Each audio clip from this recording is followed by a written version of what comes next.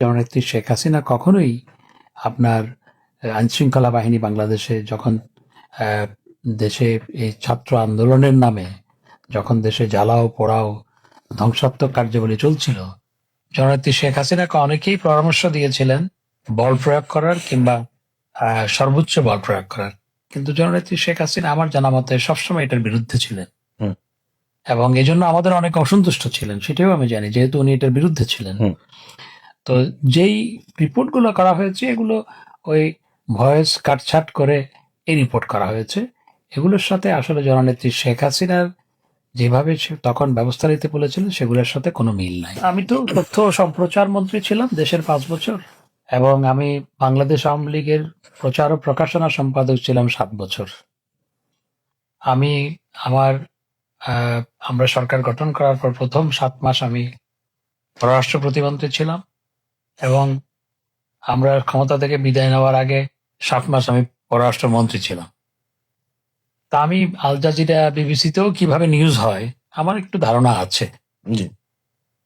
সেখানেও কিভাবে বাইব্যাক করা যায়, সেখানেও কিভাবে ফ্যাব্রিকেটেড রিপোর্ট হয়, সেগুলো কিছুটা হলেও ধারণা আছে। এবং এই রিপোর্টগুলো আসলে যেভাবে করা হয়েছে এগুলো জননেত্রী শেখ হাসিনার ভয়েসকে কাটছাট করে তারপর সেই রিপোর্টগুলো করা হয়েছে।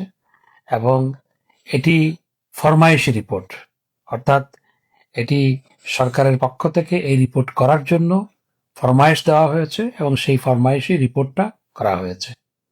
সাম্প্রতিক সময় আপনি দেখে থাকবেন যে গোপালগঞ্জের সেনাবাহিনী দ্বারা নির্বিচারে মানুষ হত্যা করা হয়েছে এবং মৃত্যুর সংখ্যা নিয়ে বিভিন্ন খবর পাচ্ছি আমরা। আপনার দলীয় সূত্র অনুসারে প্রকৃত সংখ্যা কত হতে পারে? দেখুন, গোপালগঞ্জে যা ঘটেছে সেটি সত্যি ন্যাক্কারজনক বললেও সঠিক শব্দ ব্যবহৃত হয় না।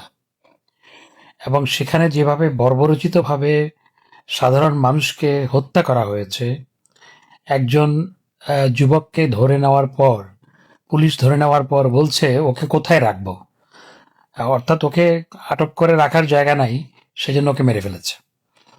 কিছুক্ষণ পরে ওর লাশ পাওয়া গেল।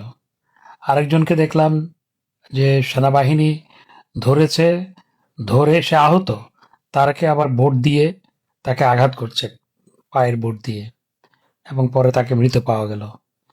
এইভাবে পাখি শিকার করার মতো করে মানুষ শিকার করা হয়েছে। এবং যেই দৃশ্যাবলী আমরা সামাজিক যোগাযোগ মাধ্যমে দেখেছি, এগুলো আসলে পাকিস্তানি বাহিনীর বর্বরতাকেও হার মানিয়েছে। এবং আমাদের সেনাবাহিনীর কিছু সদস্য এরকমভাবে নির্বিচারে মানুষ হত্যা করতে পারে, এটি কল্পনারও অতীত ছিল। আমি আমাদের সেনাবাহিনীর সবসময় অ্যাডমায়ারার। আমাদের সেনাবাহিনী আমাদের গর্বের, অহংকারের, এবং আমাদের সেনাবাহিনী আমাদের শান্তিরক্ষা মিশনে, ইউএন শান্তিরক্ষা মিশনে যেভাবে অবদান রেখে চলেছে, এটি আমাদের জন্য গর্বের। এবং একই সাথে তারা প্রচুর বৈদেশিক মুদ্রা বাংলাদেশের জন্য অর্জন করে নিয়ে আসছে, এবং তারা বিভিন্ন দেশে সুনামের সাথে দায়িত্ব পালন করছে এবং করেছে। কিন্তু গোপালগঞ্জে যেই ঘটনা ঘটেছে, এটি অবশ্যই এই দায়টা পুরো সেনাবাহিনীর নয়, কিন্তু সেনাবাহিনী একটি আপনার খুবই ডিসিপ্লিন একটা ফোর্স। সেখানে যারাই এই ঘটনা ঘটিয়েছে, আমি আশা করব যে সেনাবাহিনীর ইন্টারনাল ডিসিপ্লিন রক্ষার্থে সেখানে তাদেরকে জবাবদিহির আওতায় আনা হবে। হয়তোবা ইতিমধ্যে তাদেরকে জবাবদিহির আওতায় আনা হয়েছে। এবং যে মৃত্যুর সংখ্যা, সেই মৃত্যুর সংখ্যা তো ব্যাপক লুকোচুরি। সরকারিভাবে বলা হয়েছে মাত্র 4 জন, কিন্তু আমাদের দলীয় সূত্রের হিসাব হচ্ছে 51 জন মানুষকে হত্যা করা হয়েছে, এবং সেগুলো এখন ধীরে ধীরে বের হয়ে আসছে। এবং মানুষ হত্যা করার পর তাদের যাতে আপনার কাউন্টে না আসে, সেজন্য অনেককে দাফন কাফন করা হয়েছে জানাজা ছাড়া, এবং কারোরই পোস্টমর্টেম করা হয়নি। কারণ পোস্টমর্টেম করলে তো কতজনের পোস্টমর্টেম করা হয়েছে, কি হয়েছে, কিভাবে মারা গেছে, সমস্ত কিছু বেরিয়ে আসবে। এই বর্বরতা আমরা কখনো দেখি নাই বাংলাদেশে ইতিপূর্বে। হ্যাঁ, 71-এর মুক্তিযুদ্ধের সময় হয়েছে, কিন্তু এই ধরনের বর্বরতা কখনো দেখি নাই। গোপালগঞ্জে এটি আওয়ামী লীগ নয়, সেখানকার সাধারণ মানুষ প্রতিরোধ করে তুলেছে। ছোট 5 বছরের বাচ্চা লাঠি নিয়ে মিছিল করছে সেখানে, এবং সেখানে আবাল বৃদ্ধ বনিতা সবাই রাস্তায় নেমেছে। তো সেটি হচ্ছে জনগণের সাথে, জনগণের বিরুদ্ধে সেখানে আমাদের আইন শৃঙ্খলা বাহিনী এবং সেনাবাহিনীকে কাজে লাগানো হয়েছে এবং তাদের ভাবমূর্তিটা ক্ষুণ্ণ করা হয়েছে। এবং শেষ পর্যন্ত দেখা গেল জনরোষের কারণে সেখানে এনসিপির নেতাদেরকে সেনাবাহিনীর আর্ম ভেহিকেলে করে সেখান থেকে আসতে হয়েছে। তো গোপালগঞ্জে যা ঘটেছে সেটি আসলে বাংলাদেশের ইতিহাসে একটি কালিমা লেপন করেছে। এবং আমাদের দলীয় সূত্র মতে সেখানে 50 জনের বেশি, 51 জন জি, মানুষকে হত্যা করা হয়েছে। এই ব্যাপারে আরেকটি সম্পূরক প্রশ্ন করতে যাচ্ছি, সেটা হচ্ছে যে 5ই আগস্টের পরবর্তীতে আর্মি মূলত ক্ষমতায়, কারণ আমি এটা বলার উদ্দেশ্য হচ্ছে যে আর্মি এখন ম্যাজিস্ট্রেসি পাওয়ার নিয়ে ক্ষমতায় দেশ চালাচ্ছে বা আইন শৃঙ্খলা রক্ষা করার কাজে নিয়োজিত। তো 5ই আগস্টের পরবর্তীতে যে পুলিশ হত্যা, তারপরে হচ্ছে আওয়ামী লীগের সহ সনাতন ধর্মাবলম্বী বা মাইনরিটি কমিউনিটির মানুষজনকে যে হত্যা করা হচ্ছে, এবং সাম্প্রতিক আমরা দেখলাম হচ্ছে গোপালগঞ্জে। তো এই ব্যাপারে আর্মির কি ব্যর্থতা নেই, বা আর্মি নিজের দেশেই যদি মানে শান্তি প্রতিষ্ঠা করতে না পারে, যখন তার হাতে ক্ষমতা আসে, সে বহির্বিশ্বে কিভাবে শান্তি মিশনে সে শান্তি আহ, রক্ষা করবে? বা আপনার কি মনে হয় না যে তার আর্মির শান্তি মিশনই বাতিল হয়ে যাওয়া উচিত? না, আমি অবশ্যই চাই আর বাংলাদেশ সেনাবাহিনীর শান্তি মিশন সবসময় থাকুক, কারণ তারা শান্তি মিশনে সুনাম অর্জন করেছে। কিন্তু বাংলাদেশে 5ই আগস্টের পরে যে ঘটনা প্রবাহ, যেহেতু সেনাবাহিনীকে ম্যাজিস্ট্রেসি পাওয়ার দেওয়া হয়েছে, সুতরাং এই যে বিভিন্ন হত্যাকাণ্ড, মব ভায়োলেন্স এবং চরম বিশৃঙ্খল পরিস্থিতি, সেটির দায়িত্ব অবশ্যই পাথর যারা দিয়ে মানুষকে হত্যা। পাথর দিয়ে মানুষকে হত্যা করা, এগুলোর দায়িত্ব কিছুটা হলেও সেনাবাহিনীর ঘাড়ে পড়ছে। তো কারণ হচ্ছে তাদেরকে ম্যাজিস্ট্রেসি পাওয়ার দেওয়া হয়েছে, তারা ডেপ্লয়েড। হুম, সুতরাং মোর দেন 30,000 সেনাবাহিনী আমাদের বিভিন্ন সারা দেশে ডেপ্লয়েড আছে। তো যখন কোনো কিছু ঘটছে এবং সেটা নিয়ন্ত্রণের বাইরে যাচ্ছে এবং সেখানে কোনো ব্যবস্থা হচ্ছে না, সেটার দায়ভার তো স্বাভাবিকভাবেই তাদের উপরে পড়ছে। এবং মানুষ আজকে, আমি কখনো ভাবিনি, কারণ আমি তো ছাত্র রাজনীতি করেছি। জিয়া রহমানের সময় আমার ছাত্র রাজনীতি শুরু 1977 সালে। জিয়া রহমানের কাল দেখেছি, এরশাদ সাহেবের কাল দেখেছি। এবং সবসময় সেনাবাহিনীকে মানুষ যেভাবে শ্রদ্ধা করত এবং সেনাবাহিনী দেখতে যেভাবে ভীত সন্ত্রস্ত হতো, মানুষের সেটি একেবারে উবে গেছে। মানুষ সেনাবাহিনীকে ধাক্কা দিচ্ছে এবং সেনাবাহিনীর বিরুদ্ধে তাদের সামনে স্লোগান দিচ্ছে, সেনাবাহিনীর গাড়ি জ্বালিয়ে দিচ্ছে। এই যে এইভাবে জনগণের মুখোমুখি সেনাবাহিনীকে আজকে দাঁড় করানো হয়েছে, যেটি কখনোই সমীচীন নয়। সেনাবাহিনী আমাদের গর্বের, অহংকারের, এবং সেনাবাহিনী আমাদের স্বাধীনতা সার্বভৌমত্বের মূর্ত প্রতীক এবং পাহারাদার। সুতরাং তাদেরকে এইভাবে জনগণের মুখোমুখি দাঁড় করিয়ে দেওয়া মোটেই সমীচীন হয়নি, হচ্ছে না। জি, আপনাকে ধন্যবাদ। আমরা একটু অন্য প্রসঙ্গে যাই। সাম্প্রতিক সময়ে জননেত্রী শেখ হাসিনা বিরুদ্ধেই বলা চলে যে বিবিসি এবং হচ্ছে আল জাজিরাতে একটি প্রতিবেদন প্রকাশ করা হয়েছে যে লিথল ওয়েপন ব্যবহারের ব্যাপারে। এই ব্যাপারে আপনি কি মনে করেন? দেখুন, আমি তো তথ্য ও সম্প্রচার মন্ত্রী ছিলাম দেশের 5 বছর, এবং আমি বাংলাদেশ আওয়ামী লীগের প্রচার ও প্রকাশনা সম্পাদক ছিলাম 7 বছর। আমি আমার আমরা সরকার গঠন করার পর প্রথম 7 মাস আমি পররাষ্ট্র প্রতিমন্ত্রী ছিলাম, এবং আমরা ক্ষমতা থেকে বিদায় নেওয়ার আগে 7 মাস আমি পররাষ্ট্র মন্ত্রী ছিলাম। তা আমি আল জাজিরা, বিবিসিতেও কিভাবে নিউজ হয় আমার একটু ধারণা আছে। জি, সেখানেও কিভাবে বাইব্যাক করা যায়, সেখানেও কিভাবে ফ্যাব্রিকেটেড রিপোর্ট হয়, সেগুলো কিছুটা হলেও ধারণা আছে। এবং এই রিপোর্টগুলো আসলে যেভাবে করা হয়েছে, এগুলো জননেত্রী শেখ হাসিনার ভয়েসকে কাটছাট করে তারপর সেই রিপোর্টগুলো করা হয়েছে। এবং এটি ফরমায়েশি রিপোর্ট, অর্থাৎ এটি সরকারের পক্ষ থেকে এই রিপোর্ট করার জন্য ফরমায়েশ দেওয়া হয়েছে এবং সেই ফরমায়েশি রিপোর্টটা করা হয়েছে।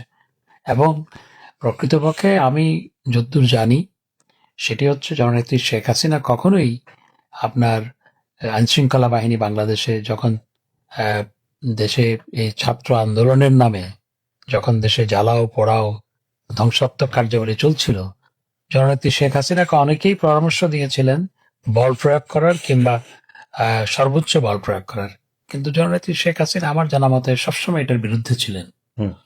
এবং এই জন্য আমাদের অনেক অসন্তুষ্ট ছিলেন, সেটাও আমি জানি, যেহেতু উনি এটার বিরুদ্ধে ছিলেন। হুম। তো যেই রিপোর্টগুলো করা হয়েছে এগুলো ওই ভয়েস কাটছাট করে এই রিপোর্ট করা হয়েছে।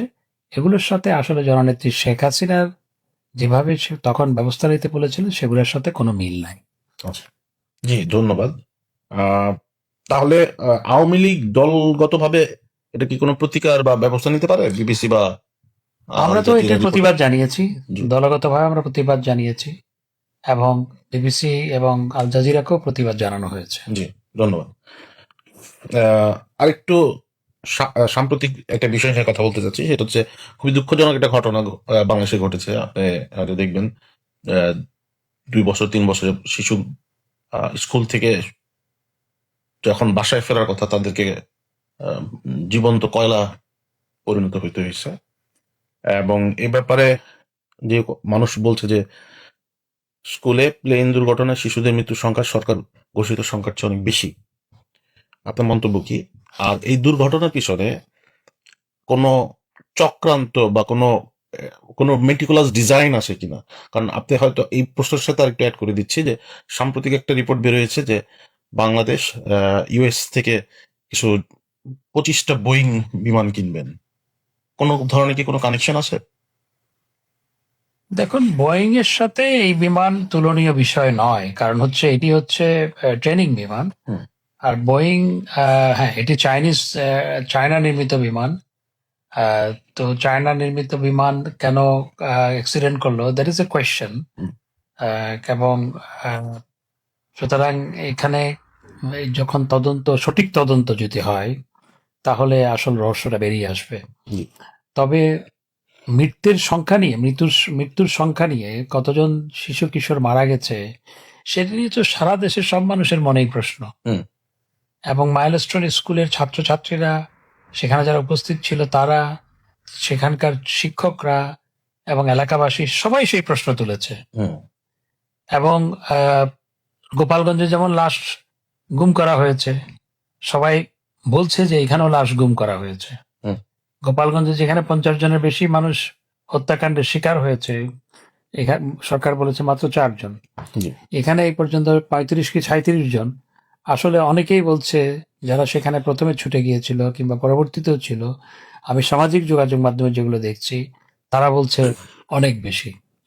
তো যদি সঠিক তদন্ত হয় কখনো, হুম। তাহলে অবশ্যই সেই রহস্য বেরিয়ে আসবে। আহ, আপনার কি মনে হয় এই সরকার লাশ মানে লাশের সংখ্যা নিয়ে লুকোচুরি করা বা কমানোর কারণটা কি? সরকার কি ভীত যে সরকার কি বুঝতে পারতেছে যে তাদের জনসমর্থন শূন্যের কোঠায়, আমি যে মনে কোনো করি সময় স্ফুলিঙ্গ যারা হতে পারে? দায়িত্বে থাকে তাদের এই লাশ লুকানোর কোনো প্রয়োজন নেই। এটি একটি দুর্ঘটনা। জি। দুর্ঘটনায় কতজন মারা গেছে সেটি সঠিকভাবে বললে এবং স্বচ্ছভাবে বললে কোনো আমি মনে করি কোনো অসুবিধা ছিল না। হুম। কিন্তু কেন এই লুকোচুরি করা হলো সেটি আমার কাছেও বড় প্রশ্ন। জি, ধন্যবাদ। সম্প্রতি বিভিন্ন রাজনৈতিক দলের সাথে ডক্টর মোহাম্মদ ইউনূস বৈঠক করেছেন। সেই বৈঠকের পর রাজনৈতিক দলের নেতারা বলেছেন যে ডক্টর ইউনূস শীঘ্রই নির্বাচনের তারিখ ঘোষণা করবেন। পরবর্তী নির্বাচন সম্পর্কে আওয়ামী লীগ কি ভাবছে? আর উনি কি আদৌ তারিখ ঘোষণা করবেন?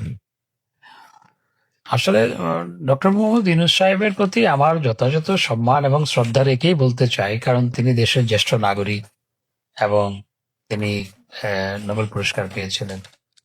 তো তার প্রতি সম্মান রেখেই বলতে চাই, আমরা যেটা দেখতে পাচ্ছি, উনি যখন বেকায়দায় করেন তখন বিভিন্ন রাজনৈতিক দলকে ডাকেন। উনি যখন আহ, আপনার মে মাসে খুব বেকায়দায় ছিলেন, তখন তিনি তারেক রহমান সাহেবের সাথে মিটিং করেছেন। মিটিং করে সেই বেকায়দা অবস্থা থেকে তিনি নিজেকে একটু আপনার স্বস্তির জায়গায় নিয়ে গিয়েছেন। বিএনপি যে আন্দোলন করছিল সেখান থেকে সরে এসছে। এখন যখন গোপালগঞ্জের ঘটনা, তারপর মাইলস্টোনের ঘটনার পর উনি আবার রাজনৈতিক দলগুলোকে ডেকেছেন, বসেছেন। বসে যেহেতু রাজনৈতিক দল, বিশেষ করে বিএনপি সহ বেশ কয়েকটি দলের প্রধান দাবি হচ্ছে নির্বাচনের তারিখ ঘোষণা, সেজন্য উনি এখন বলছেন নির্বাচনের তারিখ ঘোষণা করবেন। তো হয়তোবা এরকম চাপে থাকলে উনি একটা তারিখ ঘোষণা করতে পারেন।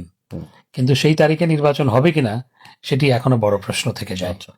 তো আমি এ ব্যাপারে সন্দিহান, জি। সত্যিকার অর্থে আমি এ ব্যাপারে সন্দিহান। আর বাংলাদেশে যে ধরনের নির্বাচনের কথা বলা হচ্ছে বা নির্বাচন আয়োজনের প্রস্তুতির কথা বলা হচ্ছে, এটি একটি ভাগ বটোয়ারার নির্বাচন। হুম। আওয়ামী লীগকে বাদ দিয়ে দেশের 40 থেকে 50% মানুষ আওয়ামী লীগ সমর্থন করে। জি। আপনি দেশের প্রায় অর্ধেক জনগোষ্ঠীকে বাদ দিয়ে একটা নির্বাচন করবেন, জি। সেটা তো নির্বাচন হবে না, সেটা তো বানরের পিঠাভাগ হবে। সুতরাং এই ধরনের ভাগ বটোয়ারা নির্বাচন করে দেশে কোনো টেকসই গণতন্ত্র আসবে না, দেশে কোনো স্থিতিশীলতা আসবে না, দেশে যে আজকে অস্থিতিশীল পরিবেশ সেটিই থাকবে। জি। এবং সেই ধরনের নির্বাচনের মাধ্যমে কোনো সরকারও যদি প্রতিষ্ঠিত হয়, সেই সরকারের স্থিতিশীলতাও সবসময় হুমকির মুখে থাকবে। জি। আহ, আপনাকে সর্বশেষ আর একটি প্রশ্ন করবো, সেটা হচ্ছে যে সংবিধান সংস্কার বা ঐকমত্য কমিশনের যে বৈঠক, সাম্প্রতিক তারা বেশ কিছু বিষয়ে ঐকমত্যে আহ, পৌঁছেছে বা পৌঁছাবে, এবং তারা হয়তো জুলাই সনদ একটা প্রকাশ করবে, এবং সেখানে হয়তো বিভিন্ন রাজনৈতিক দলের অংশগ্রহণ থাকবে। বা কিন্তু মানে দুঃখে আমরা কি দেখতে পাচ্ছি যে বাংলাদেশ আওয়ামী লীগ, যার জনভিত্তি আমরা যদি ধরি 30 থেকে 40 বা আরো প্লাস মাইনাস 10% বাংলাদেশের জনগণের সমর্থন যে দলের, এবং সাথে জাতীয় পার্টি, তাদেরকেও কিন্তু এই ঐকমত্য কমিশনের কোনো বৈঠকে ডাকা হয় নাই। তা আসলে কি এই বাংলাদেশ আওয়ামী লীগ বা জাতীয় পার্টি এদেরকে বাদ দিয়ে দেশে কোনো জাতীয় ঐক্য হতে পারে, বা এই যে ঐক্য হবে তার ভবিষ্যৎটা কি হবে? দেশের অর্ধেক জনগোষ্ঠীকে বাদ দিয়ে 50% ঐক্য, জি। এবং সেখানেও অনৈক্য। জি। এটি তো দেখা যাচ্ছে প্রচন্ড অনৈক্য।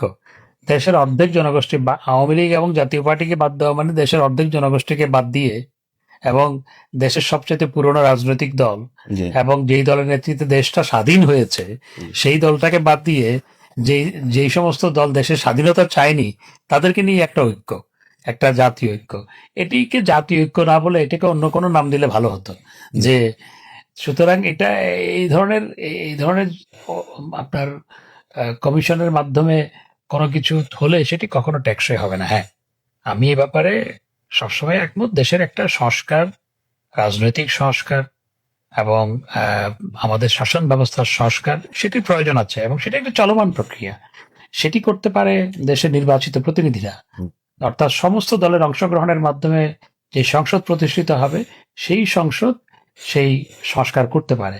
হ্যাঁ, সংস্কারের জন্য যে কেউ সাজেস্ট করতে পারে, কিন্তু সেটিও তো সবাইকে নিয়ে সেই ঐক্যমত প্রতিষ্ঠা করতে হবে, না হয়তো সেটা ঐক্যমত হলো না। জি।